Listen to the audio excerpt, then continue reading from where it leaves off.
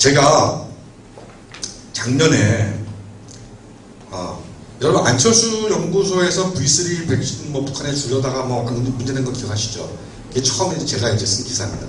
최초에 제가 쓴 기사예요. 미래한국에서. 스타트가 저로부터 시작이 됐어요. 제가 이야기를 해드릴게요. 안보와 관련해서. 이게 왜 중요하냐면, 제가 그 2012년도에, 그때 한 2월쯤이었어요. 안철수 씨가 막 이렇게 언론에 뜨는데 저도 이제 궁금했어요. 안철수 씨가. 그래서 안철수 씨가 그동안에 무슨 일을 해왔나 쭉 보려고 쫙 뒤지다 보니까 굉장히 재밌는 사건이 있었던 거예요. 그게 뭐냐면 그 이전에 2011년 6월에 그 간첩죄로 복역을 하고 나온 사람이 있었어요. 민경우라는 사람입니다. 민경우. 이 민경우라는 사람이 누구냐면 그 97년에 범민련 남측본부의 사무처장을 했던 사람이에요. 근데 이 사람이 조총련하고 짜가지고 간첩행위를 합니다. 국가기밀 탐지를 하다가 걸려요. 걸려서 3년 6개월 형을 선고받았어요. 그 민경우가. 반국가단체 쪽이죠. 그러다가 이 사람이 김대중 정권 시절 때 사면을 받습니다. 나와서 복권이 돼요. 99년도에 광복절 특사로. 그러더니만 나와서는 그 다음에 통일연대라는 그 조직의 사무처장을 하더니만 또 걸렸어요. 간첩행위로. 그래갖고 노무현 정권 때 그 3년 6개월 형을 받습니다. 2005년도에. 내용이 뭐냐면 북한과 회합통신이에요.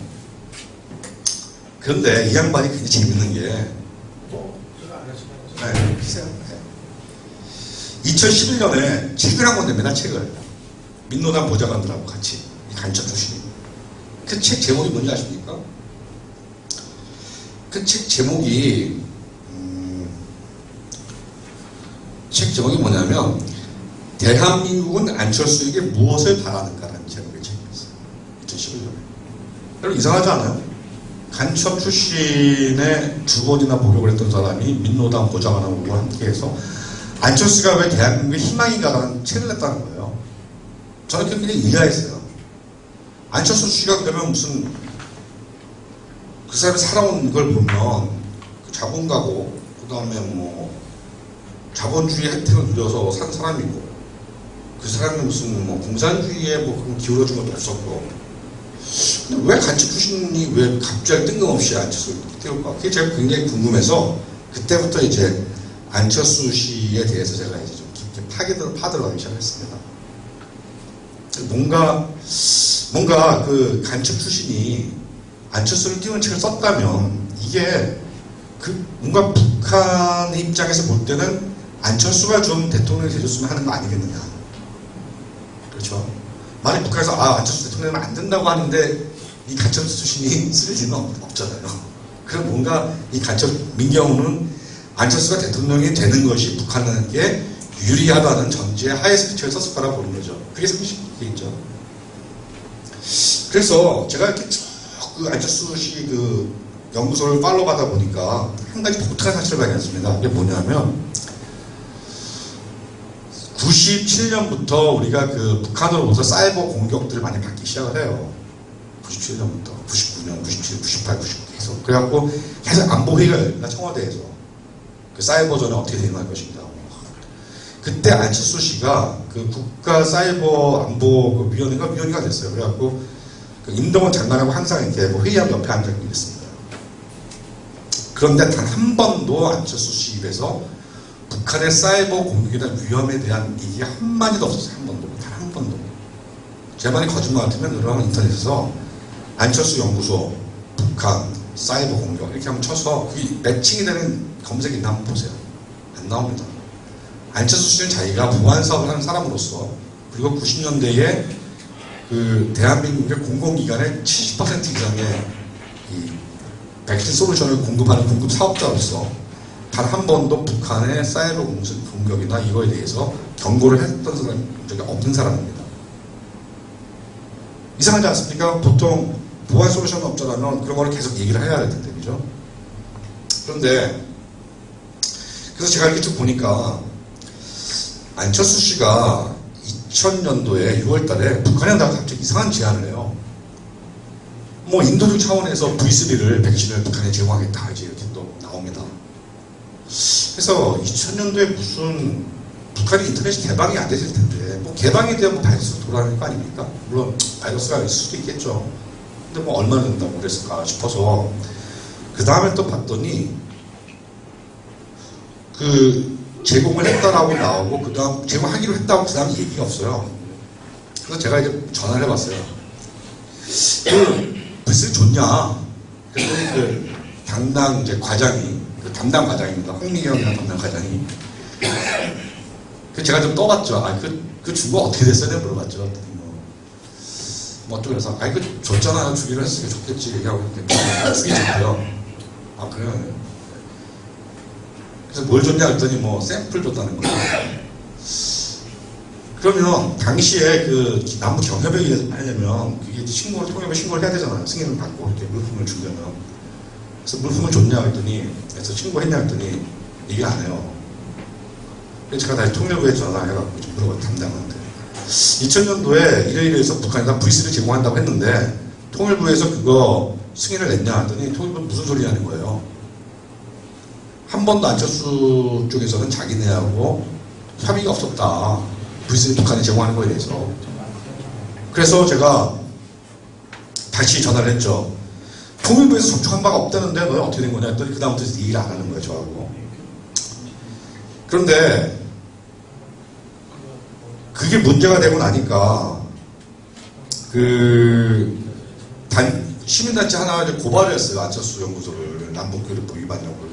그러니까 고발이 딱 되니까 안철수 연구소 뭐라고 하냐면 아 중계 샘플이 저는 거기에 소스가 같이 저는 이제 소스 코드가 넘어갔을 거를 저는 이제 가정을 했던 거예요. 왜냐하면 그때 북한이 안철수 연구소가 북한하고 개발 합작을 하겠다고 그랬고 북한에 V3를 제공한다고 그 발표가 있고 난 다음에 북한이 그걸 공개했다는 이유로 계약을 파기했습니다. 언론에 보도됐네요. 그럼 이상하지 않습니까? 일반 샘플을 줬는데 아 증거를 뭐 샘플도 줬다는데 왜 계약을 파기했을까? 그거는 샘플 이상의 뭔가가 있었기 때문에 파기하는 거라 저는 그렇게 생각한 거예요. 그래서 혹시 소스가 넘어간 거 아니면 소스를 같이 준 거 아니냐. 근데 제가 왜 거기 소스라는 거에 제가 그걸 느꼈냐면 2000년 당시에 남북 IT 교류가 굉장히 많았습니다. 굉장히 많았는데 북한의 그 아태평화위원회인가 경제위원회에서 남한의 모든 IT 기업들을 만나면 어떻게 꼬셨냐 하면 야 너희 우리하고 합작하자 했어요. 합작하자. 왜 합작하자 했냐면 이제 신의주 특구를 만드는데 신의주 IT 특구를 만드는데 여기서 합작을 하게 되면 중국을 진출할 수 있다. 기술 가지고. 너희가 우리한테 팔기만 해서는 너희 못 큰다. 중국 못 팔아먹는다. 그러니까 우리 북한의 IT 인력하고 너희 기술하고 합작을 해서 이걸 같이 메이드 인 노스코리아로 해갖고 하면 중국을 들어갈 수가 있다. 이렇게 꼬신 거야 계속. 그러면 합작을 하려면 어떻게 해야 됩니까? 상대방 기술을 자기들이 참여할 수 있는지를 알아야 될 거 아니에요. 그럼 어떻게 돼요? 개발 테스트 솔루션을 받아야 되겠죠. 그래서 자기들이 해보고 어디까지 합작이 가능한지. 외주를 받으려면 외주 개발 솔루션도 줘야 될 거 아니에요. 외주를 하려면. 저는 이제 그러한 외주 개발 솔루션이나 합작을 하기 위한 테스트 개발 솔루션이 갔을 거라고 저는 이제 본 거였어요. 그렇기 때문에 북한이 안철수 연구소에 비공개로 뭔가를 달라고 했던 것이 그랬을 것이다. 이렇게 돼서 고발이 되니까 안철수 연구소에서 뭐라고 잡았대냐면 아 그때 샘플을 준 게 아니고 정품 5개 시중에서 파는 거 그걸 북한이 달래서 그걸 줬다라고 했어요. 샘플이 아니라 말을 바꿨습니다.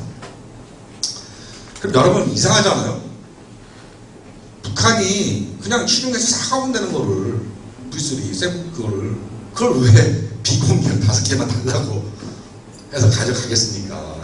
그리고 그거 줬다고 비공개로 시중에서 파는 거를 받아가겠다고 달라고 줬다고 또 밝혔다고 해서 그 계약을 파기시켰냐고. 이건 말이 안 되잖아요. 그래서 제가 이제 계속 다그쳤습니다. 무슨 소리냐. 북한이 약 먹었다고 시중에서 살 수 있는 거 5개를 비밀에 달라고 하겠어. 정확히 얘기를 해라. 준 게 뭐냐. 너 개발 테스트 솔루션 준 거 아니냐. 그랬더니 나중에 어떻게 됐냐면 이제 고발이 들어가니까 딱 금태섭 변호사가 하는 말이 아무것도 준 게 없다. 아무것도 준 게 없다. 담당 직원의 착오였다는 거예요. 당시 2000년도에. 그런데 그 황민영 그 담당 과장이 2005년도에도 또 한 번 인터뷰를 했습니다. 그 인터넷 그 전문 뉴스, 아이뉴스 24하고 2005년도에 인터뷰를 하면서 뭐라고 했냐면, 굉장히 아쉬워하면서, 당시에 그 솔루션, 그 V3를 주는 것이 비공개였는데, 그게 비밀 사항이었는데 자기가 그걸 모르고 발표하는 바람에 걔 깨졌다라고 2005년도에 인터뷰를 했었어요. 그럼 뭐 뭔가 주긴 준 거죠, 그죠? 근데 나중에 고발당하니까 아무도 준 게 없다는 게 되어버립니다. 그러면 한 가지 이제 여기서부터 이제 굉장히 골 때리는 일이 벌어집니다.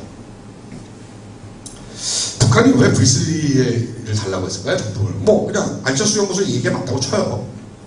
정품을 달라고 해서 가져갔다고 쳐요. 살 수도 있는 걸 가져갔다고 쳐요. 여러분 V3 써보시면 아시겠지만 업데이트 돼야 되잖아요. 서버 연결해서. 그러면 북한이 가져간 그 V3가 남한에 있는 안철수 연구소의 서버에 이게 커넥션에 대해서 업데이트가 안 되면 그거 못 쓰잖아요. 그거 뭐 어떻게 써요.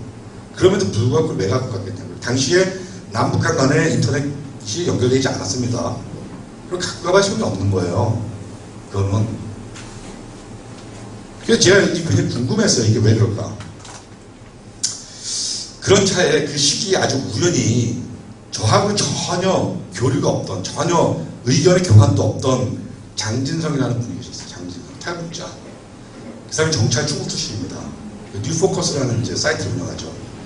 이 양반이 저는 안철수 파는 줄 모르고 그 사람은 우연하게 북한에 있는 자기 정찰국의 한 정보 라인으로부터 조명래라는 사람에 대한 보고를 입수를 했어요. 그 보고가 뉴포커스에 실렸는데 기가 막힙니다. 뭐냐면 조명래가 김일성 종합과학대학에서 그 컴퓨터로 졸업을 하고 석사 논문을 바이러스를 이용한 그 공격, 그 논문을 씁니다. 그래갖고 97년에 그 조명래가 컴퓨터 바이러스를 만드는 데 성공을 해요. 97년에. 그래가지고 그때 그 120일 분소 그 사이버 공격하는 쪽이죠. 거기에서 미린대 사람들하고 해갖고 그거를 바이러스 처음 개발합니다. 그 바이러스 이름이 뭐냐면 JML이라는 바이러스였어요. 2003년도에 한국에 들어왔죠. 그게 안철수 백신에서 그걸 체크를 했습니다. 2003년도에. 당시에 JML이라는 바이러스를 정체를 몰랐었어요. 전 세계가. 왜냐하면 국적을 알 수가 있는데 국적이 안 나오는 거예요. 그 바이러스. 나중에 알고 보니까 그 JML 바이러스가 조명래 약자였답니다. 이름이 JML. 그런데 조명래가 97년에 그 바이러스를 개발한 다음에 2001년도에 미국의 그 북방송 사이트를 이제 그 해킹하고 이제 디도스 공격에 성공을 합니다. 그래갖고 김정일한테 굉장히 칭찬을 많이 받아요. 그런데 그러고 나서 2001년도에 그 조명래가 사이버 총사령관이 됩니다. 상주하로 들어가요. 그러면 이제부터 스토리가 재밌어지는 거예요. 뭐냐면 자, 여러분이 조명래라고 생각해보세요. 내가 조명래야. 내가 남한의 사이버 공격을 하는 총사령관이야. 그럼 제일 먼저 해야 될 일 뭐겠습니까? 자, 예를 들어서 여러분 영화를 보시면 공군 영화를 보시면 공습을 하러 갈 때 회의를 할 때 제일 먼저 체크하는 게 뭐예요? 방공포대 만들죠. 방공망을 알아야 갈 거 아니에요. 어디서 무사포가 어떻게 날라오는지 알아야 될 거 아니에요. 방공망. 그래서 제일 먼저 폭격을 할 때 제일 먼저 하는 게 방공망을 무력화시키는 겁니다. 그렇죠? 방공포대망을. 그럼 여러분이 사이버 총사령관이라면 남한의 사이버 공격을 할 때 공공기관에 제일 먼저 뭐부터 무력화시켜야 돼요?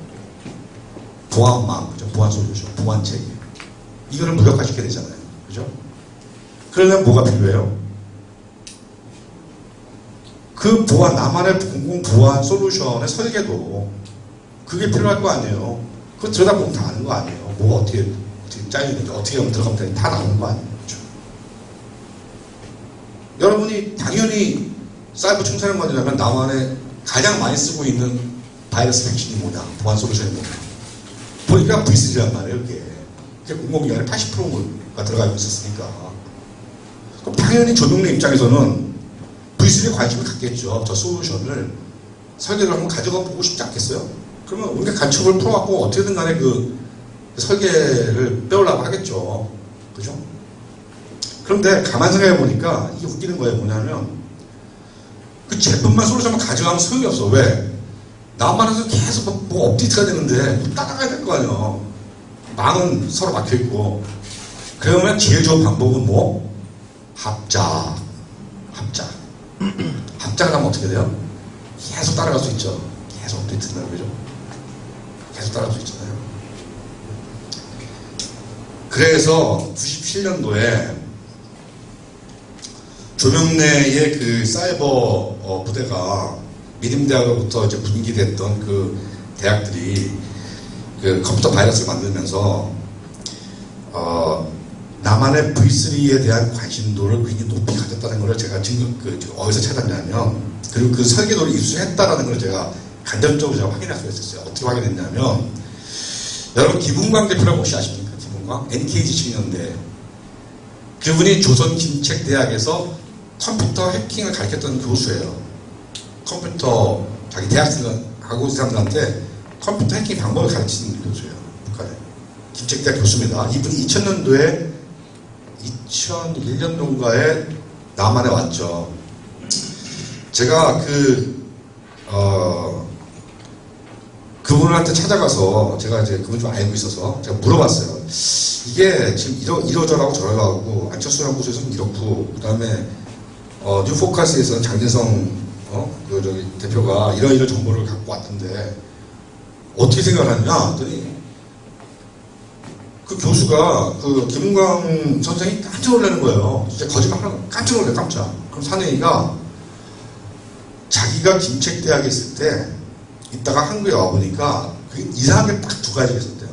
하나가 윈도우라는 이름을 쓰는 게 똑같았고, 그 다음에 V3라는 바이러스가 똑같다는 거예요. 바이러스 백신이 이름이.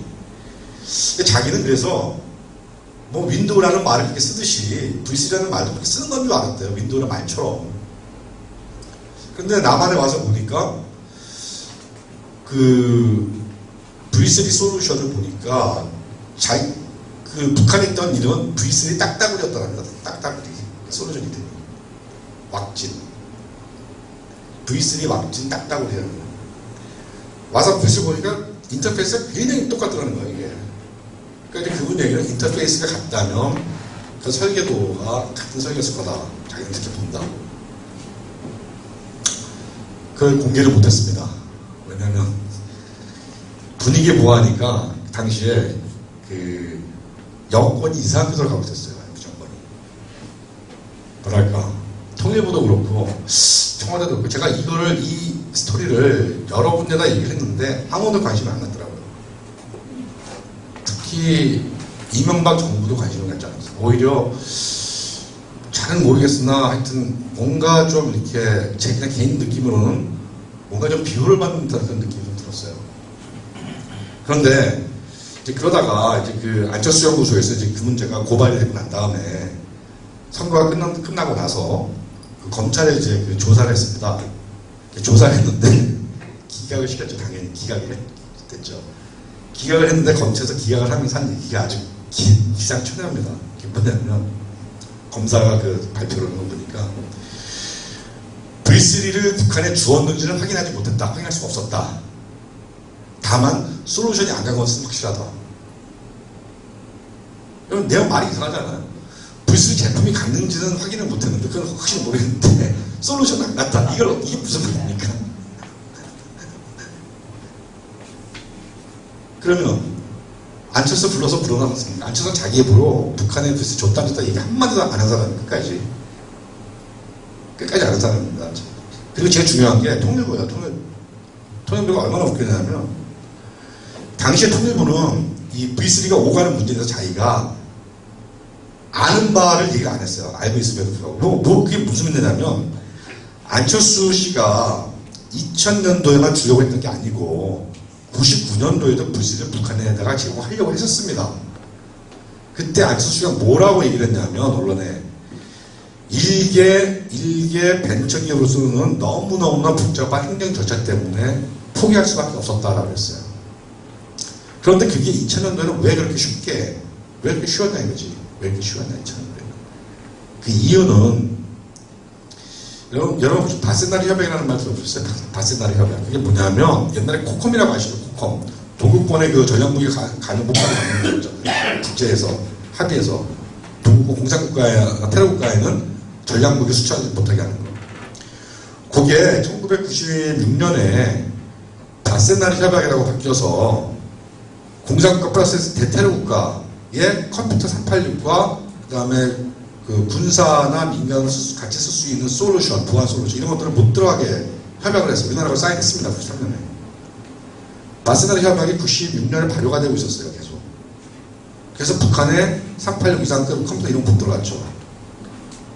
김정일이 그것 때문에 아주 스트레스를 많이 받았습니다. 왜냐하면 김정일은 사이버전을 자기의 굉장히 그 중요한 전투라고 생각했는데 바센나리 협약 때문에 안 들어오는 거예요. 컴퓨터도 못 들어오고 여러 가지 맡기니까 이걸 중국 단동을 통해서 우회를 해서 이제 들어오기 시작합니다. 그래서 단동에다 회사를 세워요. 이렇게 컴퓨터 회사들을. 그리고 남한하고 계속 IT 합작을 하려고 합니다. 왜? IT 합작을 해서 만드는 것은 이건 내국 간 거래가 되는 거예요. 외국에 수출하는 게 아니라. 언더스탠드. 그렇게 되면 바센나리 협약을 우회할 수 있다고 본 거예요. 김정일은. 그래서 그 바센나리 협약이 99년부터 2003년도까지, 2000년부터 2006년도까지 굉장히 시끄러운 문제가 됩니다. 남북 경협에 있어서. 그런데 통일부가 바센나리 협약에 대해서 전혀 안철수 시내가 북한의 VC를 주겠다고 선언을 발표했을 때도 검토를 안 했다는 거예요. 검찰은 뭐라고 하냐면 설사 V3를 통일부 승인 없이 줬다 하더라도 당시에는 남북 교류가 워낙에 많아서 그걸 처벌할 수가 없다라고 한 게 검찰 입장입니다. 무슨 얘기냐면 법이 있어도 그 당시에는 거래가 너무 빈발해서 처리가 안 돼요. 이게 검찰 입장이에요. 그래서 이 문제가 사실은 검찰의 그 기각이 됐지만 사실상 굉장히 미진하게 수사가 됐습니다. 그리고 실질적으로 거기 북한에 무엇이 갔는지가 아직 실체가 밝혀지지 않았어요. 그러니까 북한이 그 안철수 씨가 그쪽에 북한에다 준 게 뭘 줬는지는 확인을 못한 거예요. 그러니까 결국은 그 직원들이 착오로 말을 그때 잘못해서 말을 잘못했다. 이걸로 그냥 끝나버린 거예요. 여러분 세상에 뭐 내가 줬다 그러면 준 거고 안 줬다 그러면 안 줬다. 이거 그게 무슨 검찰이에요. 검찰 조사를 해야죠. 그죠? 그러니까 이 문제가 수면으로 들어가 버렸습니다. 들어가 버렸고